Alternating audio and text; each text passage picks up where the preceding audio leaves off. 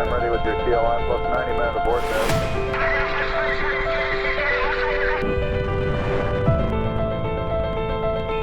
We're estimating you have better than a 99% probability of a...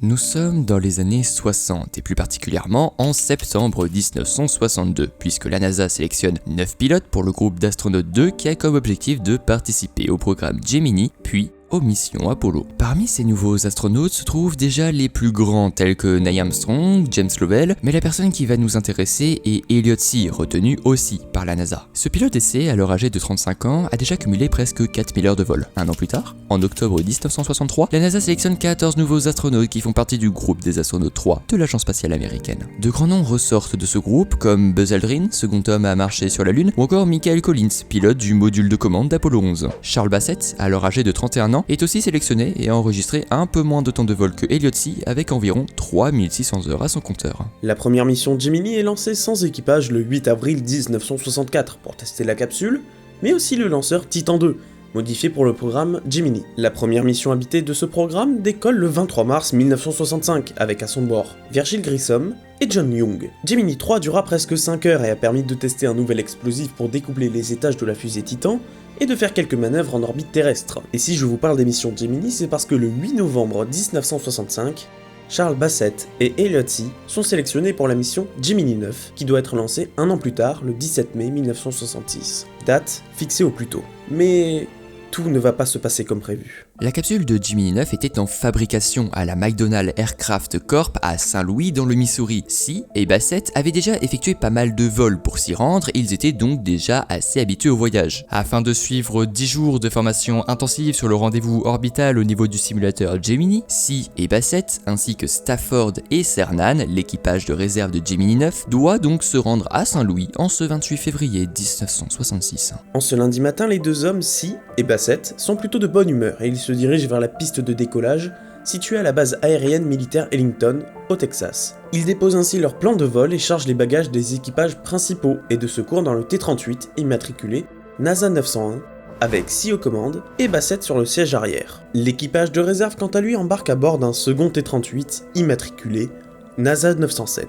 Le T-38, talon de Northrop, est encore en activité à l'heure où je vous parle, puisqu'il est considéré comme l'un des avions supersoniques les plus sûrs au monde. En effet, cet avion d'entraînement a une vitesse maximale pouvant aller jusqu'à 1380 km/h, soit Mach 1,1. Pour rappel, la vitesse du son est de 1224 km/h, soit Mach 1. Ce premier avion d'entraînement supersonique a été mis en service dès 1961 et a pu former près de 60 000 pilotes. D'ailleurs, la NASA l'a beaucoup utilisé pour former ses astronautes. L'objectif en ce jour du 28 février 1966 était juste de partir de Ellington pour rejoindre Saint-Louis, comme je vous l'ai dit précédemment. Les deux T-38 décollent donc vers 7h40 et atteignent assez rapidement une altitude de croisière située à 41 000 pieds, soit 12 500 mètres d'altitude. À titre de comparaison, les avions commerciaux, tels l'Airbus A380 par exemple, volent à 10 000 mètres d'altitude en vitesse de croisière.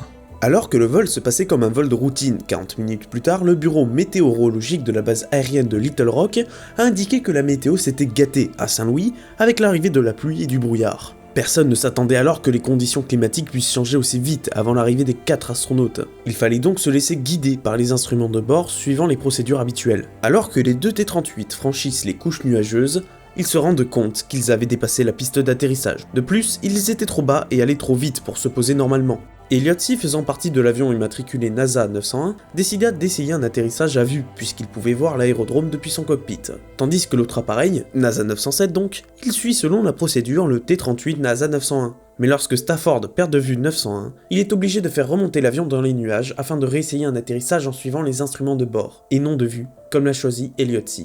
Ainsi, chaque T-38 ont décidé d'atterrir différemment. Le NASA 901 a choisi la vue et le NASA 907 a choisi de se fier aux instruments. Quelques minutes plus tard, le T-38 NASA 907, qui embarquait donc l'équipage de réserve de Gemini 9, a réussi à atterrir avec succès à Saint-Louis comme il était prévu, malgré les mauvaises conditions climatiques. L'autre équipage n'a pas eu la même chance, puisque plus loin, de la fumée monte progressivement dans le ciel matinal du Missouri. Le pilote, Elliot C, est retrouvé sur le parking encore attaché à son siège éjectable, avec son parachute partiellement déployé. Charles Bassett, âgé de 34 ans, décède décapité et je préfère vous épargner sous quelle forme il a été retrouvé. L'appareil heurte le bâtiment 101 de la McDonnell Aircraft Corporation. Le choc lui fait perdre son aile droite ainsi que son train d'atterrissage avant de s'écraser quelques secondes plus tard. 150 mètres plus loin de l'impact se situe la capsule de Gemini 9 à bord de laquelle il devait décoller quelques mois plus tard. La capsule de Gemini 10 s'est faite, elle, endommagée à cause d'un morceau de l'aile du T-38. Ce sont les 2 et 3e morts du programme spatial américain, alors que Theodore Freeman est décédé le 31 octobre 1964, aussi à bord d'un T-38.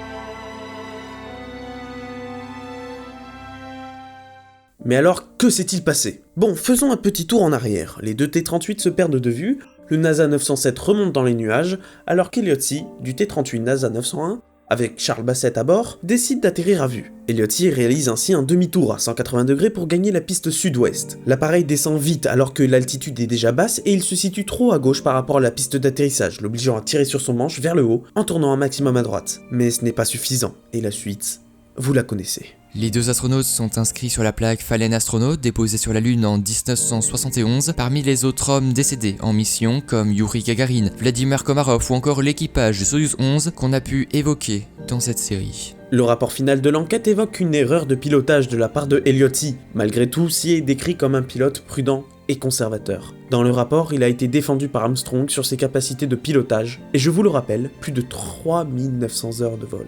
Elliott C et Charles Bassett, 2 astronautes sélectionnés par la NASA, n'ont jamais pu dépasser la frontière de l'espace. À seulement quelques mois de Gemini 9, ils sont décédés à seulement quelques mètres de leur capsule qui aurait pu réaliser leur rêve de rejoindre les étoiles, là-bas, en orbite terrestre. C'était la ref, allez à plus.